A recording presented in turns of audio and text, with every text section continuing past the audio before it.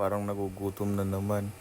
Kailangan imasim-masim yung mukha niya para para lumambing-lambing eh. Tapos, titignan mo baka may luga. Tapos yung mukha niya, tingnan mo, parang galit na galit to. Pero, mabait yan. Yan.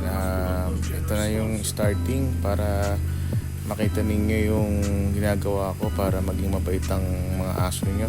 So, let's go!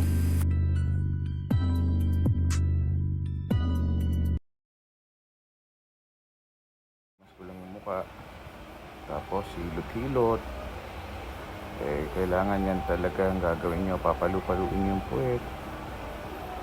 Pero gustong-gusto niya talaga yung nialamutak yung mukha niya eh. Yan yung parang nagpapalambing siya eh. Tapos, yan, ganyan. Panggigigilan yung mukha. Ganyan maglambing ng aso. Tapos, hayaan nyo lang siya. Ganyan-ganyan lang, oh. Diba? Iluti-luti nyo lang. Para makuha niya yung loob ng aso, diba? Kasi minsan, yung ilong niya, tignan mo yung ilong ginawa ko. Pinirat-pirat yung ilong, diba? Medyo nagagalit na sa dyan eh.